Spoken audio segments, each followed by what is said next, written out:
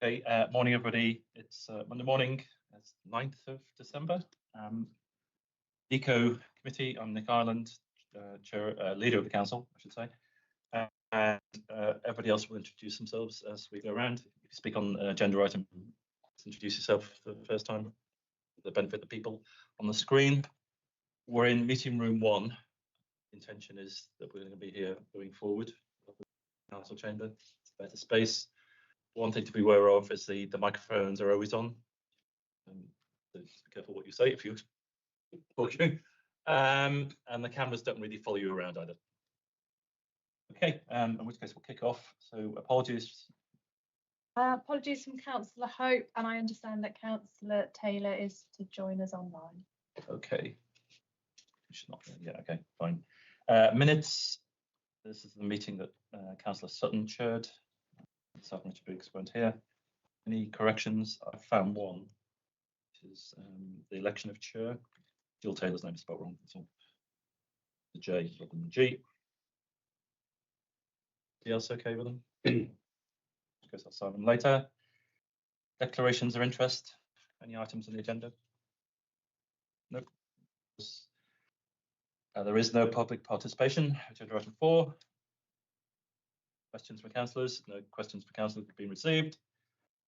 The forward plan, it's in the agenda of papers. Quick queries on those. There's only a couple of items on the March meeting. Nope. Okay. In which case we go to item 7, which is the Dorset Council Commissioners Report, which is going to be presented by either Claire or Alice. Strategic Commissioner for Education. Thank you, Chair. So as you know, this is an exception report. There is nothing to report of concern or emerging concern, but there are a number of things over last year. I'm not going to go into much detail. We always tend to keep this report fairly short, but also you've got the annual performance report, which will go into much more detail. I think it's important to note that recruitment and retention, we've highlighted this before as a strength, and it really is a significant strength to have gone through the degree of change and growth, and to not have any issues to report on that is very positive. It's also wonderful to hear about the progress that all pupils, and just wanted to highlight that and say welcome to all the pupils. But it's also particularly exciting that they've had their first kind of formal examination series in the last summer, and some really strong results. Given what's happened, in particular, you would say they were good results, but these really are very strong results and bode well for the future. So we're very, very pleased with that as commissioners. Pupil growth, continue to work on that, and we're also looking at future commissioning needs and discussion with the company around that. The learning offer continues to broaden, and also engagement with families continued strength, and they've also increased the therapeutic offer at the school, which is incredibly important for the youngsters with the types of needs to ensure they're getting the most out of their education and in terms of preparation for adulthood as well. They've had their auditor's report completed, and we've reviewed that and we're happy with that. We're just working with the company to make sure that's formally reported to shareholder committee, but timing just wasn't quite right to get it to this meeting. And also the company, as requested, we've strengthened the focus around reporting on carbon neutral carbon footprint work. Some very promising work that they've been reporting, but there'll be a fuller report coming online around that as well. And as I said, we're kind of in conversation with the company about future commissioning needs as well. That's the only issues to report. I have a question. Jump in. It's on 2.3 the lease. I don't know whether you can say much about the lease because of exempt things, but if you can, but it mentions about preparing the next business plan for the next shareholder committee meeting. Yet the business plan isn't on the forward agenda for the next shareholder stakeholder. That's an oversight which I will. So it is meant to come to March, is it?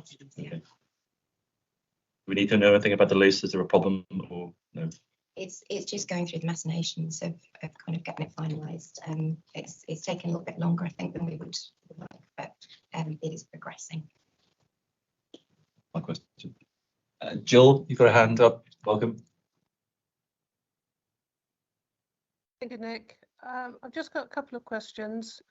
One is probably a fairly easy one. I wonder if you can expand a little bit on the community engagement, because it's just got no issues at the moment. I just wondered if you could give us a bit more information about that. And my second question was, in the next paper we've got, it talks about capital investment, but there's nothing about capital investment in this current paper that you've got. And I just wondered if you'd like to expand a little bit on that, please. So the community engagement takes a few different forms. So a big part of it is around the leisure offer and facilities that are at the DCOE site. So the swimming pool's been in use for quite some time now and has been expanded a bit and is going well. So there's that kind of community health and wellbeing aspect to the community engagement. There's also that sense of kind of opening the site and it being part of the local community. So some of the events have had the local community on site and seeing what it's about and kind of seeing the location. And then there's another really important dimension, which is about interaction between pupils and the local community, and that being actually part of the breadth of the curriculum offer that's available to pupils there, which is very important, because that's important in terms of their preparation for adulthood. It's kind of, part of their learning and their journey into being an adult. So there's those kind of different dimensions to the community offer. In terms of the capital work, I suppose it's really tied up in the commissioning offer. So it's part of those wider conversations. So I think there is mention of it under the financial implications, but it's part of that whole process of us as a council reviewing our commissioning needs, just as we do for any kind of service area, reviewing the commissioning needs, what's needed, making sure it's value for money, it's meeting needs, and then putting that programme of work in place. So it's all part. Okay, thank you. Really good to hear about the community involvement, because the school has got to be part of the community, not a sort of standalone on the edge of the town. I'll be interested going forward just to see whether the capital stuff is going to be coming out in the next business case, because we obviously need to know these sort of things for investment purposes. Thank you. Okay. Any other questions?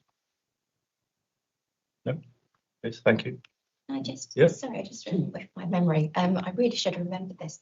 We've opened a new classroom facility on the site, and I think we've been all so focused on it, and now it's done, and we've done the celebration, and then I've promptly forgotten about it.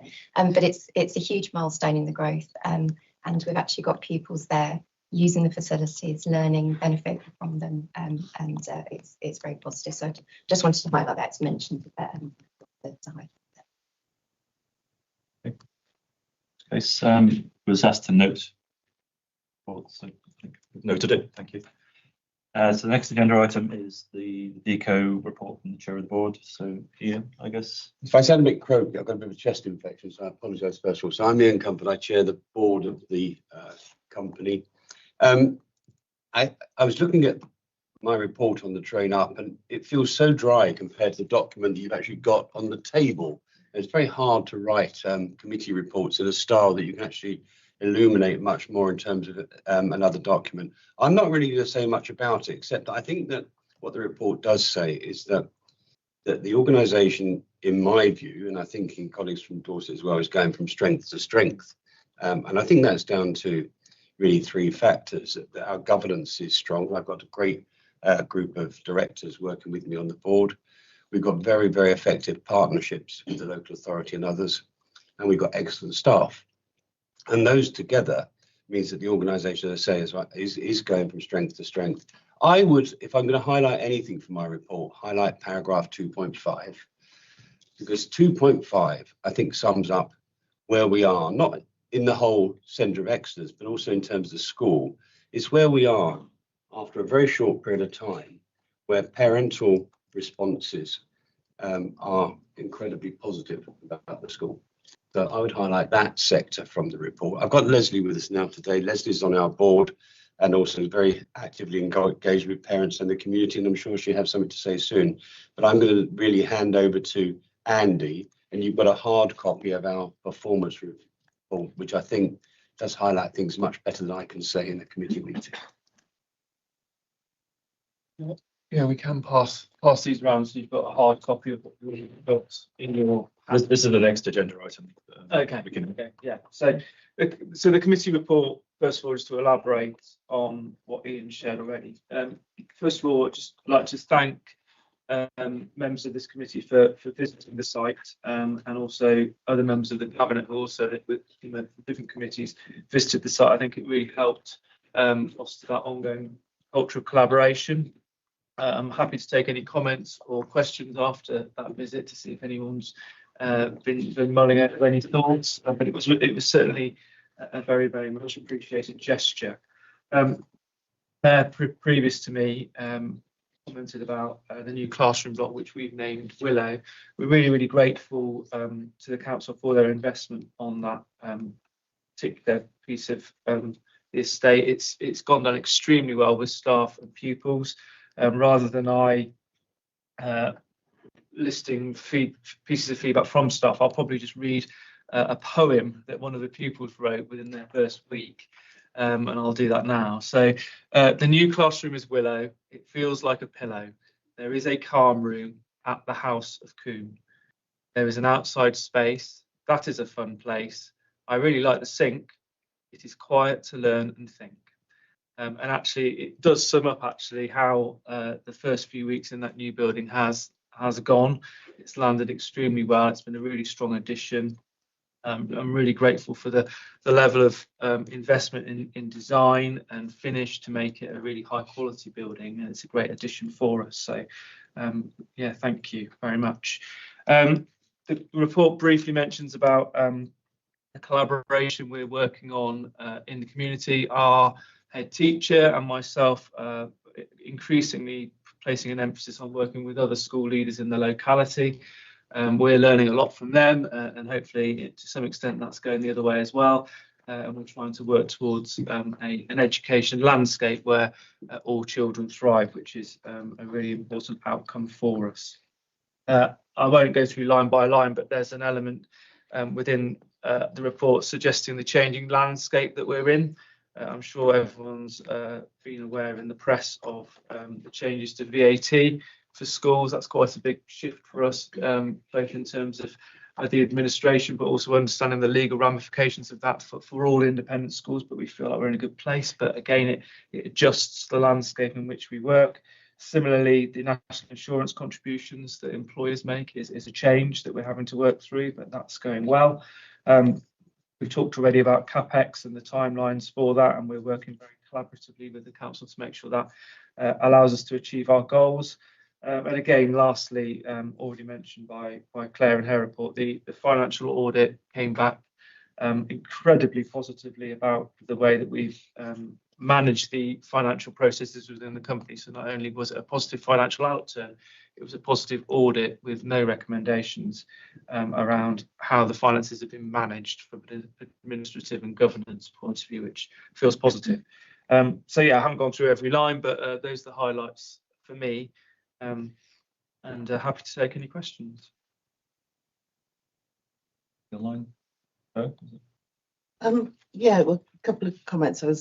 Thank you for the visit. It was really informative and helpful, and of course the feedback from parents is really heartening. The parent, lovely. So the two questions is about the swimming pool. Sort of better understanding what income against expenditure on that, because obviously that's detail that's a bit too detailed to be in here. And you've mentioned Nixon VAT, but there's also at 4 point. Oh, my screen's just disappeared. That's right. No, there wasn't that one. Carefully following announcements from central government and other peripheral organisations about their evaluation of the current SEND landscape and potential plans to bring improvement. So, from your perspective, I just thought it'd be really interesting to see your lens on that from where you're sat at the moment. Yeah, okay. Well, I'll do the second question first, if that's okay. So it feels like there's a real focus on making SEND provision work for everybody in a way that perhaps hasn't been there for the last few years. And I think there's an honesty about the scale of the challenge, which is welcome. I think there's a number of different publications that have come out. One is the Director of Children's Services Organisation, the National Audit Office, the Local Government Association. A variety of publications have all pretty much come up with the same recommendation around needing to have radical change to make sure that all children in all schools thrive, which is the right message for sure, and a real emphasis within all of those ideas around making mainstream school more accessible to all children, which I think is helpful. We're really keen wherever we can to join that national conversation and local conversation to see where we can help with that. I think that it's generally accepted that there will always be a need for specialist provision, and also in the long run, but even in the short term, a lot of the changes that are planned will take a little bit of time to embed and for them for the culture shift that we need to see to come through. So we're here to help in the short term, but also in that kind of long term evolution of what schools need to be to suit all children. Okay, that's really helpful. Yeah, in the swimming pool, it's probably best if I answer that maybe next time, or if I do it after the event. We're really careful about that swimming pool expenditure. We're lucky in that we've got a biomass boiler that serves all of the sort of the major utility costs that are traditionally very challenging for swimming pools, which is good. We're also really mindful of the massive benefit to the children in the school of that swimming pool. So when we're looking at additional hires of that facility, such as to local primary schools, local swim schools and community swimming, we don't necessarily look at them to cover the whole cost of the whole facility, because majority use of it is for schools, it's for the school, for pupils. So we don't necessarily always divide it up quite in the level of detail that perhaps you're asking, but we can do some work on it. Chair, can I just come back on the VAT issue? Yeah. Although we're an independent school, we're not going to be hit by the VAT charges. The reason being that the primary commissioner for all of our services is Dorset Council. So any VAT would be charged to Dorset Council, who can recover its VAT. And what happens, that, as Andy says, that for us means that we have to have a VAT flow within the organisation. Now, there could be some advantages to that, because it means that we will recover VAT on expenditure, because we're charging VAT on some of the services. The issue, though, is setting up the systems in the organisation to make sure that we can administer that VAT as we move forward. But for us, it's not as though we're having to charge individuals an extra 20% because of VAT in any way, shape or form. Any VAT will be charged to the commissioner in that way. So, but other independent schools clearly are hit by it, which is a different thing altogether. Coming back to the SEN reviews nationally, and I take it from another perspective as well. The big issue, of course, for the government is the growing hit on the high needs block for children with special needs, and that is a very, very difficult situation for them to resolve. I think they're aware of that one, but it's something to keep an eye on, because it is becoming a really big issue across every local authority. Is anybody online, Richard? No. Okay. I do have a question, but I realise it's actually on the next report. Okay, we just need to note this again. Oh, sorry, Paul. I haven't got a question, but just some comments. Section 2.5 that you pointed out is fantastic to read, isn't it? There's a lot in all of our reports and our discussions about capital and money and VAT and business rates and, leadership, management stuff. Things we have to do. Yeah, I know, of course. But that section is really brilliant to read, isn't it? Because that's what all those discussions, that's the outcome of the work that everyone's done. So it's really fantastic to read that. I saw in your annual report that 100% of parents who responded to the survey said they'd recommend a school to friends, which is fantastic to get 100%. But then I did just wonder, the qualifying question, how many responded to the survey? Did you have a good response rate? I think we had 60% plus response rate. Right, so pretty 112 good. pupils. That's Pretty pretty good. Yeah, Which is good for any survey. Yeah. And then my other comment, just for everybody around the room, is those reports that you were referring to about the sort of SEND landscape and the government sort of pronouncements on them recently are very much talking not just about the SEND system, but about reform of education system wider, and stop thinking about SEND as a separate thing. So tone of the conversation is very much about not separating SEND in our strategies and everything. So yeah, be interesting and important to see how everything goes. And the government has identified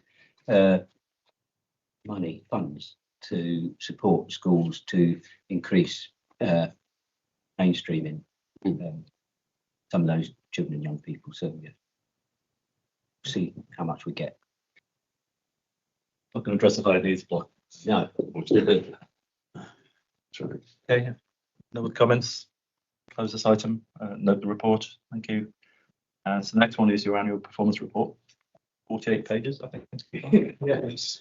So I guess the first thing to say really is that we looked at this as an opportunity to put out a document that would have multiple purposes. So in the realms where we don't typically produce a prospectus, but parents and families who are interested often want to know more, we've written this in a way that it can be used multiple times for multiple audiences. So hopefully it's helpful in this arena, but we use throughout the next year and give families who are interested in the school an up-to-date idea about where we're up to, what our intentions are, and where we're having success, which is good. In summary, we would highlight that this is a report that tells the story of us moving from that period of recovery into development and growth. It really feels like the whole character and culture of the school and the company is developed into one of real community. We list a number of firsts within there that great schools do. You know, really strong parent events, really strong residential experiences for children, really strong parental engagement, and in previous years we've not been able to give so much time to that important work, but this year we most definitely have. So it was important to outline that. There's definitely a reference to outcomes. We're really pleased about the holistic outcomes that we're getting, which include really strong academic outcomes for the first time that we've run external accredited examinations as a now registered exam centre.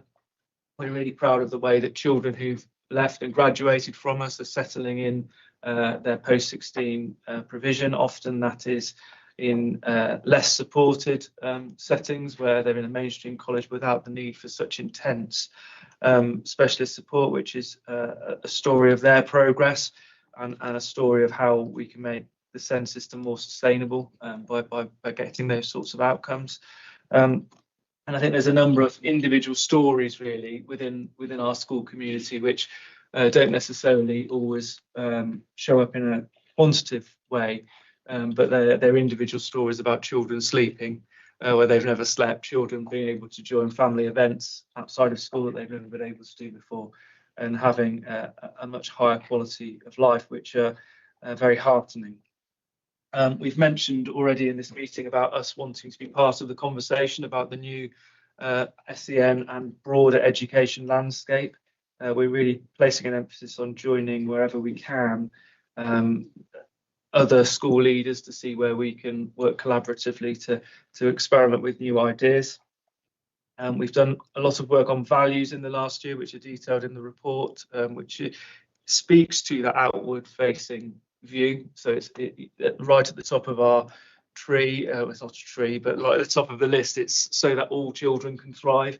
And it's very purposefully written in that way. So it's not just the children that come to Coombe House School, it's so that all children can thrive through the work that we do, through us experimenting, innovating, collaborating. And when we find something that works well, or we find another school or organisation that's found something that works well, we share those ideas freely, so that all children can impact, not just the ones that are on our school roll. We've really developed our therapeutic approaches, and the way that we've done that is outlined in the report, but it's key to remember that relationships are everything in a setting like ours and in all schools, and where those relationships are strong, all the other things that schools achieve are possible, but where relationships are not strong, there's often plateaus and struggles with those things. You'll note a fairly substantial section on reading. What I'm particularly proud of about the work we've done regarding helping children to read more effectively is there's very little emphasis within it of us doing it to hit certain milestones, to get certain statistics, to please Ofsted. There's a genuine from the heart reason driving that initiative, which is to let children understand the true benefits of reading and to feel included in the world. And because it's got that heart, that initiative is going from strength to strength, and children who have never read effectively before in any other school are now doing so with us, which is life-changing, and we're very, very proud of it. Innovation, I think, is really important within what we're doing, particularly with the outward-facing focus that we're pushing towards. Some of the work we're doing with artificial intelligence, which is allowing our young people to become authors, to write personalised books that are exactly right for them, with the right reading ages, but are on topics that interest them, is groundbreaking. We're the only school that are doing that at the moment. We are a school that's helping to develop a programme in partnership with somebody else, where that might become a product that's rolled out more broadly, and I believe that's going to be hugely impactful on lots of children, which is exciting. And our work on developing therapeutic environments and therapeutic classrooms, which is really shifting the paradigm about what schools need to look like to make children feel safe and included in their environments. It's got the chance to be transformational. So that innovation is really important. That work on environment, it goes outside as well. So our walled garden and the development of our school farm is really exciting. So many of our children and young people are really, really engaging in that type of learning, where they often struggle with other types of learning, which is incredibly exciting, and it offers really strong opportunities for community outreach. So we are actually having a community day soon where members of the public are welcomed in to help with some tree planting and some work to extend the biodiversity of our woodland, which is going to be an excellent opportunity for everyone involved. We're really looking forward now to the next steps for the company and the school. We're really grateful, as I've said on the previous agenda item, for the Willow classroom block to be handed over. We're really excited to continue post-working with the council on what are called phase 3 and phase 5 to make sure that the site fully maximises its potential. And as those come on stream, it will allow us to continue our growth journey, which is exciting.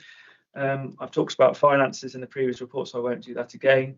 But there's elements around in the final few pages around some really strong people outcomes. Our retention and our training and our recruitment efforts are bearing fruit, and we've got a very stable workforce, which is incredibly important for our children and for our overall success. We've put in a section due to the interest shown by this committee, as well as us thinking it's important around our ecological credentials. And we're really pushing on maximising the effectiveness of our biomass, maximising the effectiveness of our solar panels. The new Willow classroom block is as near to neutral in terms of its carbon footprint as you can get. That's fully incredibly well insulated, has its own self-contained solar panels backed up by a heat pump if ever those fail. So that's a really important priority for us. And the last page, having not reflected on it all because we'd be here forever, but the last page is about our reputation and some of the parental quotes that we've had over the year for people to see. A lot of those were in the public domain, actually, when we posted various things onto social media, and people have replied, parents have replied with those comments, which are heartening. And I know, Leslie, you've got your finger on the pulse with families, and it's incredibly valuable to have that. So I don't know whether you want to finish us off with a comment. I'll finish you. My name's Leslie Miller, if you haven't met me before, because I've recognised quite a few people around the table. I wear another hat, which is Dorset Parent Carer Council, which is the DFE recognised forum for Dorset for families who've got children with SEND. I've been involved from the very beginning, when it went under a hidden title of Hogwarts. which I know Andrew's sitting there smiling behind me. So I've seen the journey that we've come on, and I've had to bear the brunt in social media of the journey that Coombe House has taken on. You're now seeing the comments that are coming through. As you know, social media is the way families learn things these days. And I can truly say that there is now a strong belief that Coombe House is the specialist school. This is somewhere for those families who young people at the moment in perhaps a mainstream secondary school where the child is not attending school, where everybody is pulling their hair out in despair. There is now hope on the horizon because they're starting to pick up that, oh, so-and-so went to that school. He's just passed his exams. They thought he was a right little bugger at that school. So it's those conversations that are happening out there that you're now supporting by supporting Coombe School. And it's really heartwarming that I got this now, this beautiful brochure that I'm going to be taking to all the coffee mornings that I attend, to all the Senko briefings that I attend, because don't get me wrong, all your Senkos in all your mainstream schools know about what's out there. And whilst everybody is really taking on the inclusion prospect within Dorset, that more children have to be included, and this is really important, to have that specialist school there sitting alongside our other 5 special schools that we have in Dorset. But this particular one working differently for those SEMH children who are at this moment is giving hope, is giving confidence. And the fact that parents aren't bothered about how much money it's costing, it means nothing to them. It's about their child learning, feeling strong and comfortable. And they are now feeling comfortable in that school, and they're telling their friends what's going on. And I think that as inclusion and you having to spend carefully your high need blocks money, which I do recognise and I do understand because I'm privileged to sit at your meetings, this is a good investment. And I do realise it's hard for people to turn up in the grounds and see that beautiful old Hogwarts building and think, oh my God, but what are they doing with that? The families don't care. The families are more concerned with what's happening in that classroom, and the fact that their little Johnny is now achieving things and getting the exams means so much to them, because they can stand tall now and say, he's got there, he had the right stuff given to him and he's got there. And that is worth so much money in respect that they've got for the education system within Dorset, and the fact that we are moving differently. So I know Paul works very close with his education team, and you are moving forward. And we, as the Coombe House DCOE, are part of that now, and a really good, strong part. We're not lagging behind everybody else. We are now pushing forward, and the families know, and those families that today is in a mainstream school where that young lad is terrified about Christmas and coming back in January and doesn't want to go. There is hope for that parent that their child will achieve something, and I think that's what we're seeing now, and I'm really proud of that. So I'm proud of this brochure, so I'm going to be taking it everywhere. Leslie, from the board, as a member of our board, as she says right from the beginning, has been really very helpful. Thank you. Richard, Councillor Biggs. Yeah, I think it's fantastic report. Clearly turn the corner, and it's fantastic to read some really thoughts around that. I should introduce myself, Richard Biggs, Cabinet Member for Property Assets and Economic Growth. So I'm just going to look at one particular aspect, which is on page 27, which is the new model of employability. I've been to a number of events to do with STEM, the innovation part, and I'm really keen that children at a young age, they make their decisions very early on. There's no reason why these children shouldn't be involved in computer. It doesn't mean necessarily to be medical, you don't need to be a doctor, but there's a whole host of things, and it's creative arts, they involve computer skills and things like that very much. So it's getting that, and I just want to know, give some examples out. Is there any sort of STEM type things that would be involved? Are you getting manufacturers of people coming into school? I think Andy could probably answer that better, but because we've got, I think, quite broad plans about how we can engage young people in programs of employability post 16, but clearly employability, having the soft skills to be employed, starts much earlier than 16. Yeah. So it's a program that goes through school, but we have got quite broad plans about how we might progress on that for a post-16 employability curriculum, Andy? Yeah. So we're at the relatively early stages of planning for this concept, and we're doing so really in really close collaboration with council officers. But some of the points you made there are very much in our thoughts. So there is an apparent pattern within specialist FE provision that the opportunities that are available to children and young people with additional needs become narrower by virtue of their additional needs. And certainly in the heart of this idea is that our children should have exactly the same opportunities as everybody else and have a broader range of career and education options after us as everybody else. And that might mean that our provision needs to look a little bit different to help them get there. But it's about not necessarily just narrowing down to hospitality and land-based studies, but saying actually our children can do anything, and we need to make sure the provision we provide for them allows them to access those pathways. So yeah, that's certainly within the plans. And your reference towards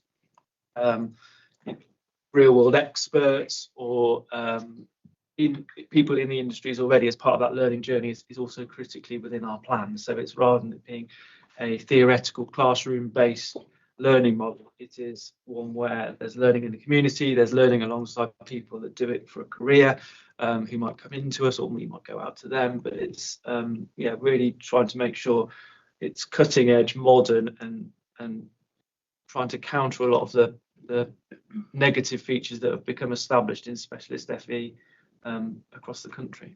Just to add to that, it's not just the skills for employability, as we know, it's the routes to employment that allow people to get into it as well. So it's important to get those routes mapped out so that once people have got those skills, we can make sure that we signpost them and get them right into the employment they need. It feels almost churlish to pose any difficult questions. This is just, it's wonderful. You know, there are so many things that are gladdening the heart. I'm loving the green credential section, the focus on reading, the outdoor classrooms. You know, it's just wonderful. The electric car project, I mean, it's just really exciting and innovative. So I say that before the two that are slightly, more questions. So one is on the value for money. So the estimate that Coombe House School represents an average saving per placement of circa 29%. I mean, obviously, Aidan, etc. This is what we really want to hear. So I wonder if you could give any more information on how that's arrived at, or maybe that will be a question for somebody else or outside the meeting. And the second one is on recruitment and retention. And obviously the trajectory has been fantastic, but there's been a slight upturn May to August 24. So I just wanted to ask if there's any particular reasons for that, or if that's a source of concern. So they're two quite distinct questions. Yes. The value for money conversation is really important to us as well, and we're really keen to make sure that we are offering a sustainable high value for money option to Dorset Council. And coming back to the values that we've outlined in the performance report, that very top one, so that all children can thrive. If we can continue to show that this is an effective model, that other local authorities who are already very interested start to copy and follow and use, and to benefit from Dorset Council's trailblazing approach to do this, it means that we're achieving that goal really. So we are offering provision of arguably better quality than some other competitors that are more commercially minded independent providers, but with a better quality of provision. So I think we're really motivated, and however we develop and all the twists and turns that will come along the way, we are really keen to make sure that that's still at the centre of everything we do. I'll just come back very quickly on that, and I forgot to introduce myself again. Councillor Claire Sutton, Cabinet Member, Children's Services, Education and Skills.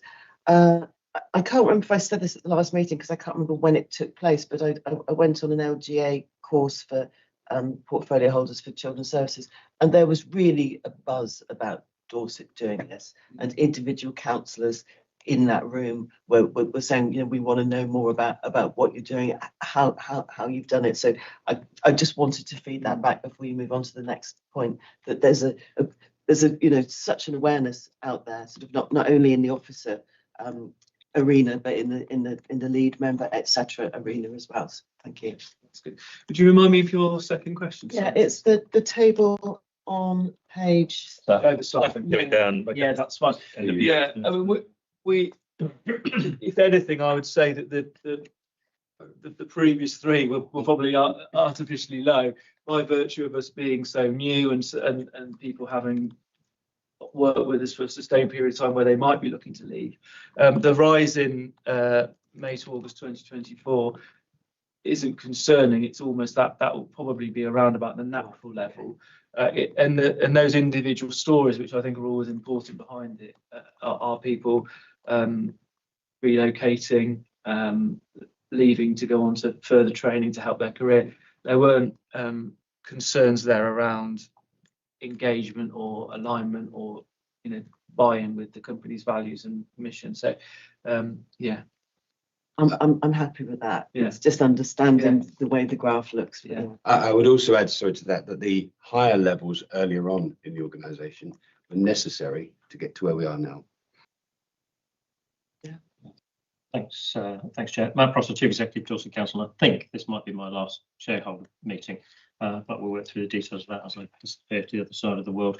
And I just wanted to say at this point, 2.5 years. And Leslie, you captured that a little bit in your presentation. What's been achieved in 2.5 years? You know, it's always a challenge when you launch something new, but I think the commitment you've made to making that right, as you just alluded to there, Ian, there were some necessary changes to course correct, a bit impressive. And what you do, that last figure, interesting. I mean, May to August is always going to be higher, isn't it, in terms of the academic year, because that's the point where teachers leave. You know, they have to give notice and disappear over that summer period. So I don't see that as a potential anomaly, but it's a good question to point out. I guess I just wanted to recognise that really and to say, well done, thank you, and keep, you know, all power to your arm, keep going in terms of what you're doing, because it has been impressive, and it is just 2.5 years. You know, when we put this together, it was about bringing to market a solution very quickly for incredibly important children. Can't lose sight of that, and you haven't in reality. And we have got now 112 plus, you know, children who we wouldn't if we'd have started from scratch, we wouldn't have been in the same place as we are now. So I think that shouldn't be unrecognised, and well done. Thank you.